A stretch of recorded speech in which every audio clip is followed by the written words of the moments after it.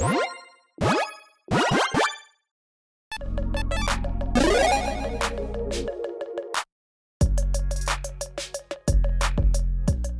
everyone, Mitch coming in for the Commander Score Studio. Welcome to the show. So, Outlaws of Thunder Junction spoiler season has wrapped up for the main set, and you know what that means? Time for me to maybe upset some of you when your favorite commander ends up in this episode, because this is going to be the episode where I talk about my least favorite commanders from the set. Ones that I don't like for one reason or another, whether it's their design, whether it's what they do, whether it's just I have a small gripe with whatever tiny little piece of thing of that card. So, yeah, my gripes can be pretty small. Regardless, on this episode, I'm going to let you know why I don't like certain commanders from this set. I already did episodes on my picks for the most powerful commanders from the set with my tier list rankings. Make sure you check that out. Also check out, and I don't know why I'm pointing in different directions, but sure, over here is where the golden pig is. The picks for my favorite commanders from the set. So the exact opposite of this episode. But yeah, on this one, get ready, because let's talk about my least favorite commanders from Outlaws of Thunder Junction. So, starting things off, first off at number 10, in Wizards, this is going to keep happening every single time, and I know that me making these episodes is going to stop you from doing that, right? No? Okay. Hey, Bonnie Paul Clearcutter, a 6/5 Giant Scout for 6 mana in Simic. You might know where this is going. Reach. Enters the battlefield. Create Bow, a legendary blue Ox creature. And with this creature's power notice are each equal number of lands you control. First up, I want to stop right there. This is a cool concept, right? We've got Paul Bunyan and Baby Blue Ox in Magic. Really cool, all right? And starting off really good. And you're like, yeah, it's great. Okay, very exciting. All right. This is a Giant Scout that's really huge already. All right. 6/5 reach, obviously massive, bigger than trees. Cool. All right. Oh, Baby Blue Ox is here. Oh, it gets bigger with the lands. Great. Cool. All right. What else? Whenever you attack, draw a card. You may put a land card from your hand or graveyard. Wizards we changed it onto the battlefield. Boring. Wizards, this is all you do with Simic. Stop it. Stop. Simic is so much more than just lands and card draw. You could have made this a lot more interesting, and instead you're like, no, the same old, same old. Because those players out there who like Simic, they want more of this. They just want the same thing again. Slightly different, but not really. Boring Bonnie Paul. I am sorry if you're a fan of Bonnie Paul. Not the biggest fan over here. So, until Wizards starts changing their ways with Simic, there's pretty much always going to be a Simic commander in these that's like, hey, yep, does the boring Simic thing, lands, card draw. Give me something different, Wizards. Thank you. Number 10. Next up, though, at number 9, this might be my smallest gripe, but it is a gripe, and my gut says that I just don't like this one because of that, and it had so much potential. I think part of this is just like, when a card has so much potential, and it's just slightly off, it just irks me. I'm just like, no, why'd you ruin it? Breeches, the Blast Master, a 3/3 Goblin Pirate with Menace for 3 mana, and is it? Whenever you cast your second spell each turn, you may sacrifice an artifact. If you do, flip a coin. When you win the flip, copy that spell. You choose targets for the copy. When you lose the flip, Breeches, Blast Master deals damage equal to that spell's mana value to any target. Okay, here's the thing. When you lose a coin flip, you lose. If you're like, hey, let's flip a coin, and like, if I lose, I'll go buy you a burger. Oh, and if I win, you buy me the burger, right? Ha ha ha. Okay, cool. All right, flip the coin, you lose. Bad thing happened for you, right? Oh, with this one's like, nope, not a bad thing. Just one of two things. It's just, you just get random of one of two. It's just, okay. Why?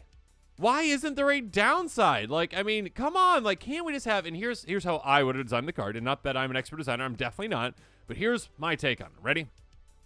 If you do flip a coin, when you win the flip, copy that spell, you choose targets for the copy, and Breeches, the Blast Master deals damage equal to that spell's mana value to any target. When you lose the flip, nothing happens. You get nothing. So you get double the value if you win. Really big win. Cool. Fun. If you lose, you get nothing. There's a risk to it.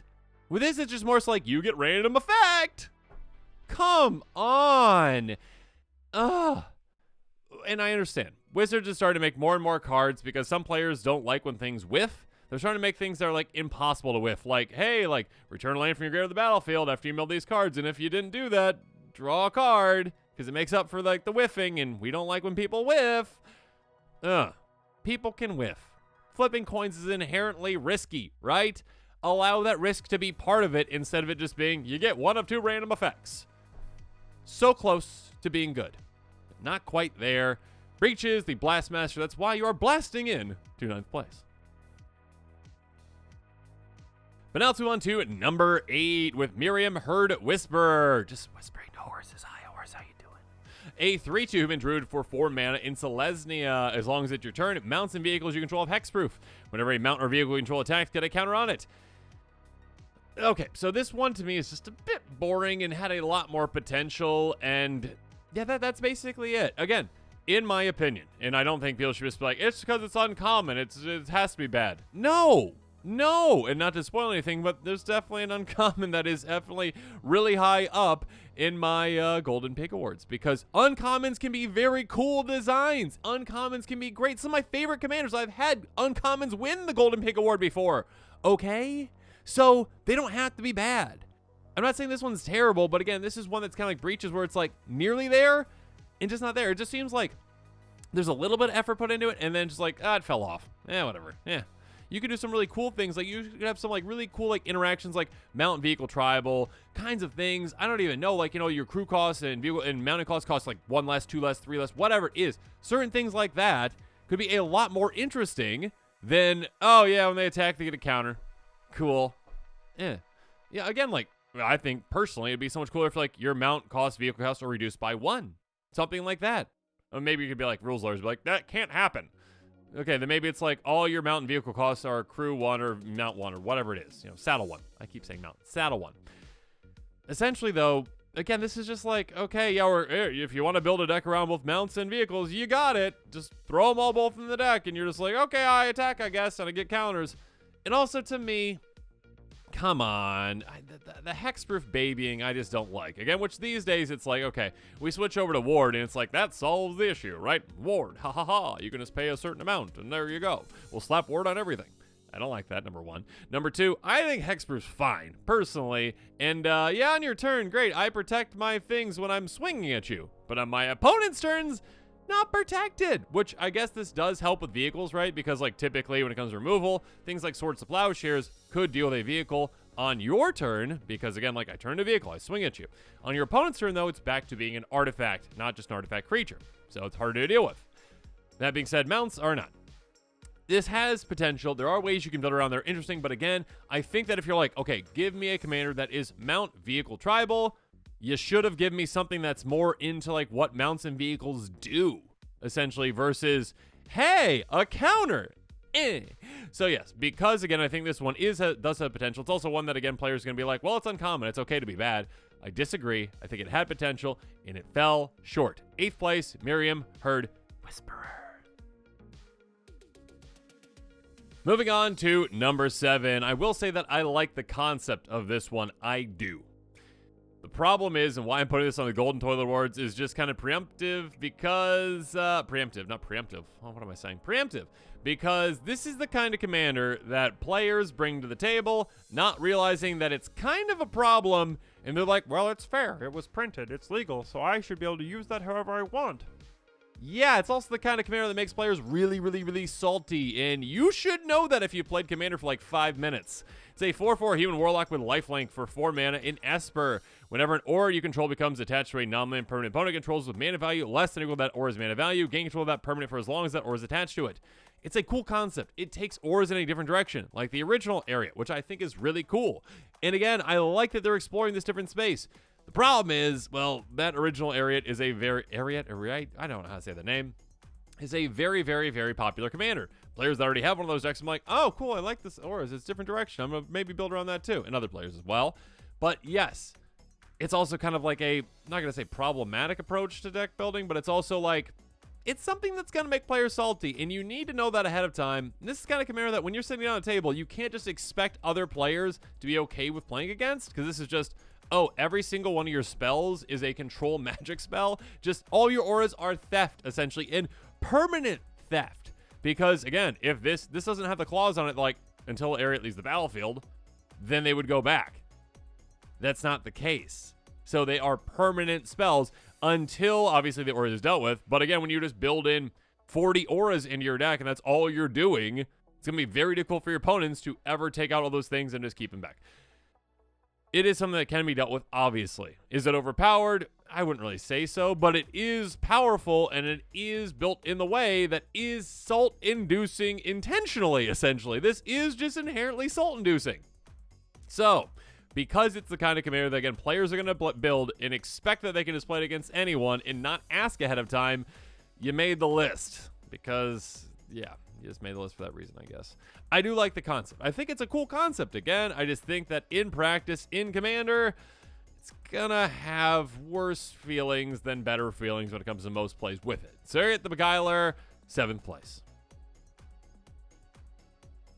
Next up, number 6. Why? That's basically what I'm saying with this card. I could just cut it right there and be like, why? Vaneer New Blood, a 2/2 Vampire Rogue for 2 mana in black. Whenever you commit a crime, put a counter on Vaneer New Blood. This ability triggers only once each turn. Wizards. Boring. As long as it has 4 more counters on it and has Menace Lifelink. Whoa. Again, what's the point of this? Why was this made? This is pointless. This is like build your own Voltron, but limited to being like, oh, okay, I get 1 counter a turn. All right, so I'm going to build around being able to get a lot of different ways to target my opponents through things, and it's going to be great. Okay, I do it. All right, now I've got to wait another turn to do it. Just waiting. Got that counter that was a lot of value. 1 out of 4 counters. Once I get there, I'm going to get Menace and Lifelink. Okay, next turn. I target something. Okay, I'm at 2 counters. I'm going to wait. Okay, next turn. All right. Target something. Oh, my commander's dealt with. Oh, okay. Yep. Got it.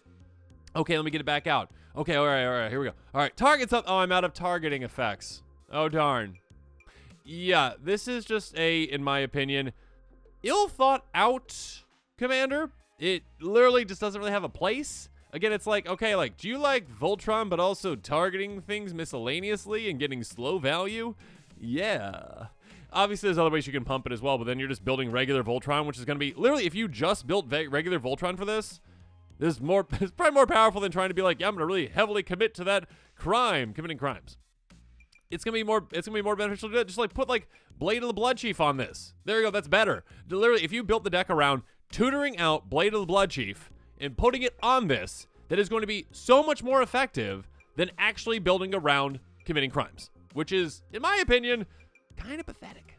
Just kind of pathetic. Because again, if you're going to do something like this and being like, okay, we want players to commit crimes, give them a reason to do so. And again, stop limiting it to once each turn on ones that don't need to limit it. Goodness. It's frustrating.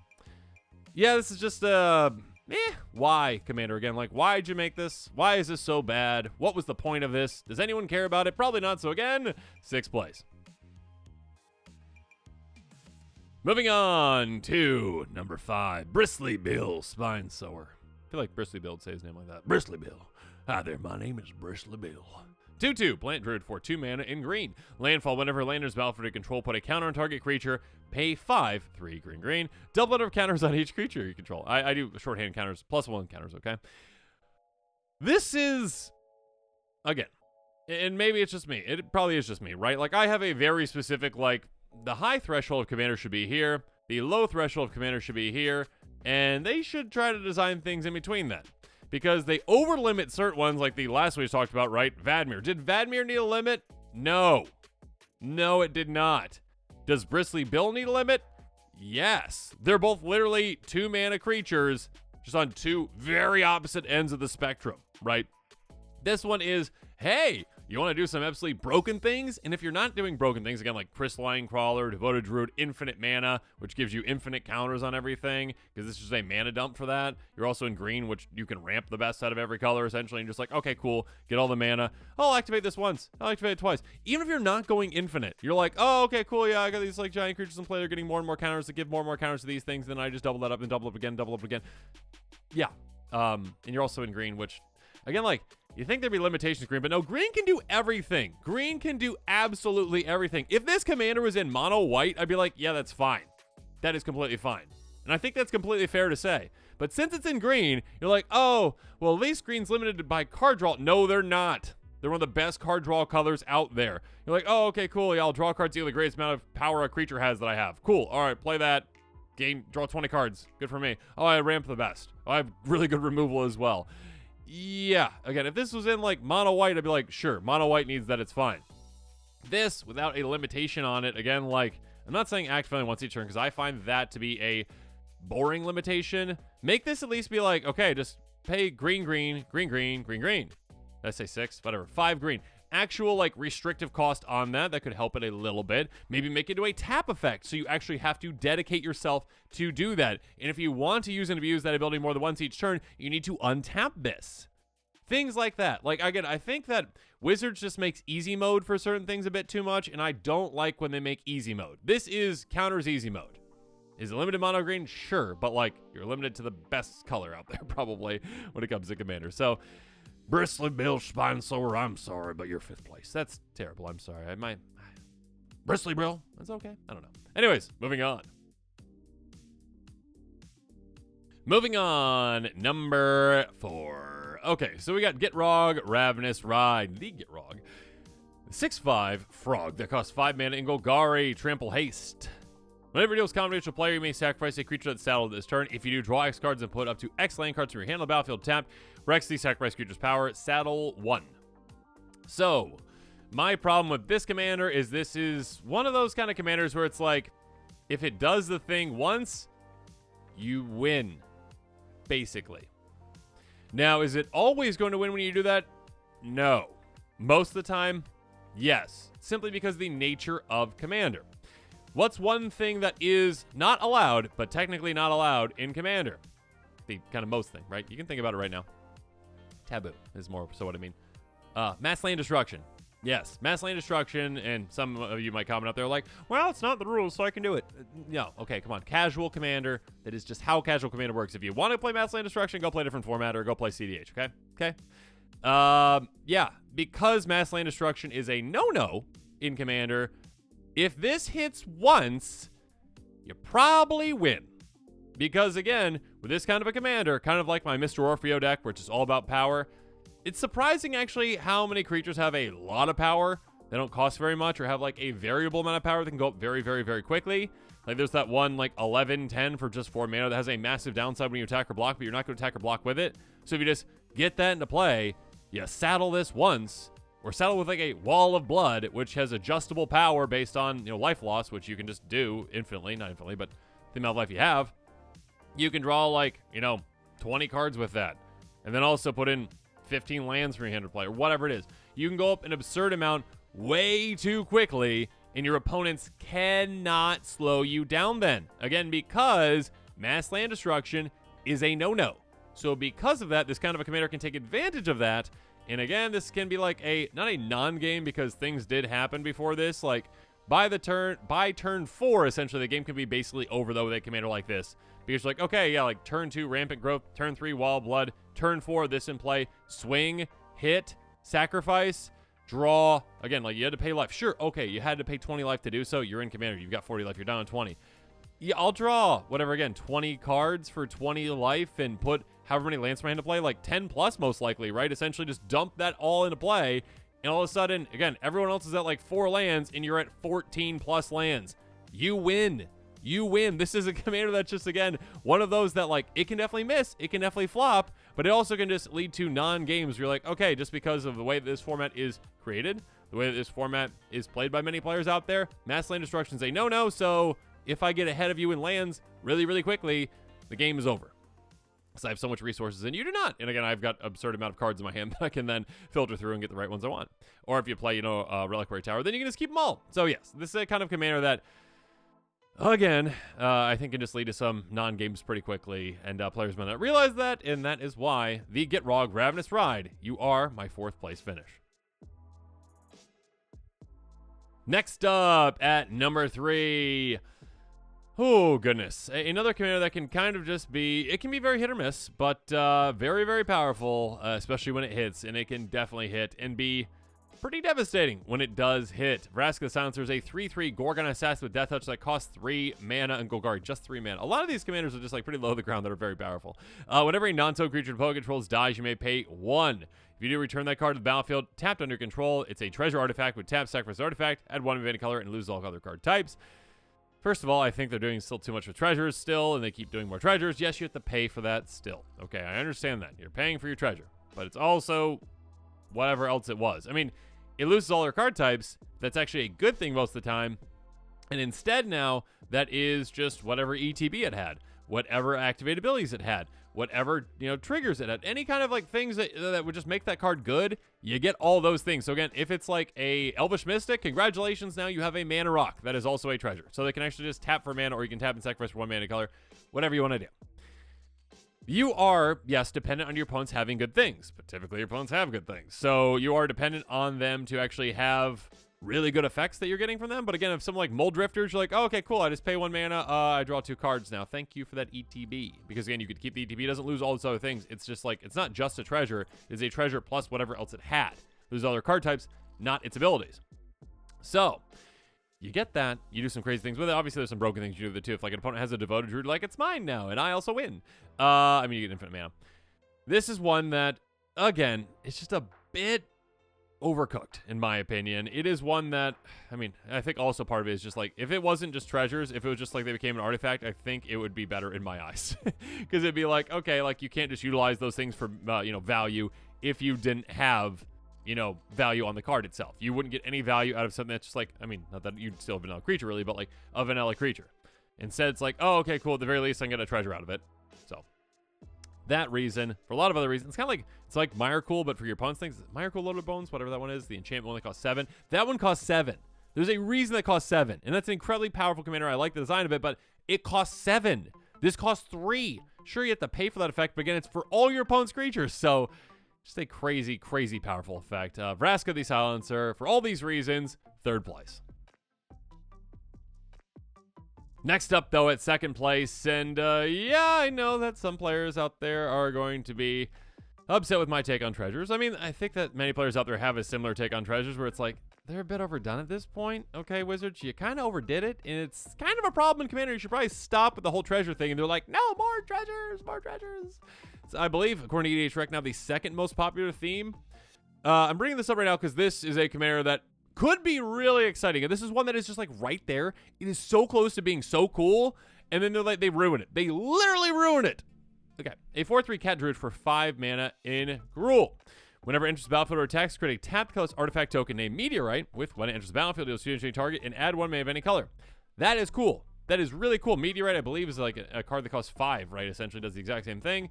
This gives you Meteorites. Very cool. Again, it gives you ways to use and abuse them. Enters the battlefield or attacks. You're ramping in that way. Cool. Again, a Gruul deck that has green, but you're like, you know what? Let's really lean into artifacts and ramping with those. Awesome. Here's the problem. Whenever you tap an artifact token for mana, add 1 mana of any type that artifact token produced. This, the only solving it literally for me would be non-treasure artifact token. Wizards would never do that because they know treasures are popular and players like treasures. And here you go. Here's another way to get 2 mana out of treasures. Boring. Boring. Overpowered and boring.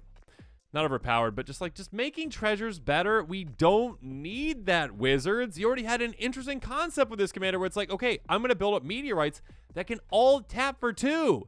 That's really cool. You got ways that you can use and abuse them. Again, ETBs. Yeah, you can just make extra copies of this commander. You have like twin flame type effects, essentially. That kind of have a lot of blink, but that's okay. You can also get extra combats. You can swing more than once. You can get this, attack trigger going off more than once, like a Wolfgar. You can utilize things like that to get more and more meteorites. You can also utilize other kind of cards like Skyclave Relic, whatever that one is. You can utilize other kinds of cards like Replicating Ring, other kinds of cards like Sphella, which can make artifact tokens that can tap for mana. Any of those kinds of cards, that's cool. You're giving those cards a place. You're giving those cards a home.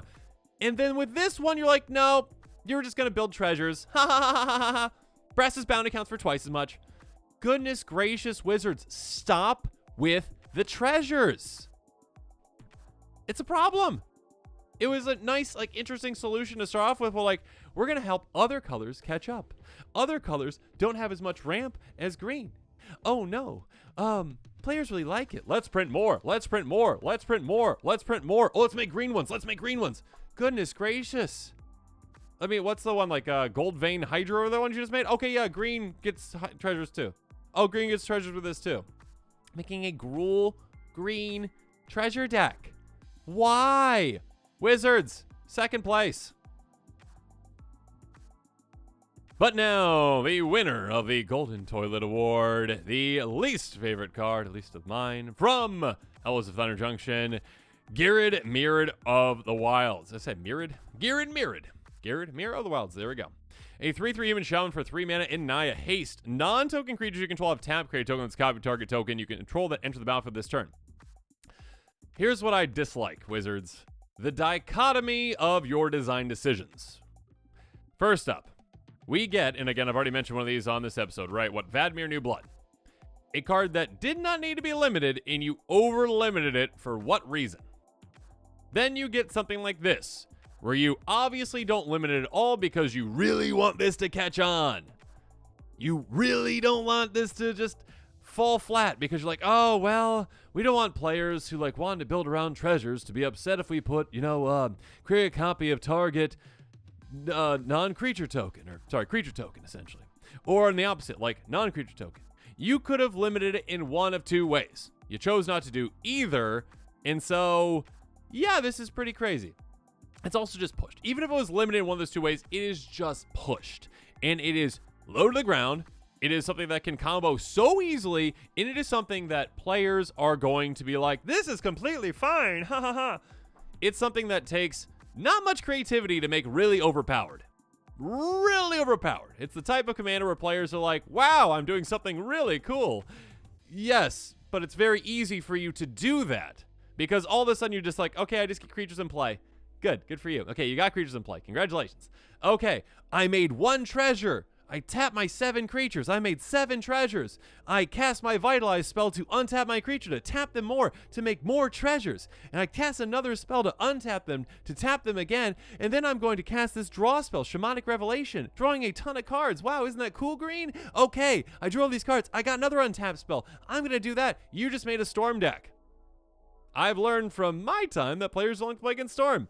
Okay, let's go in a different direction with this one. All right, okay.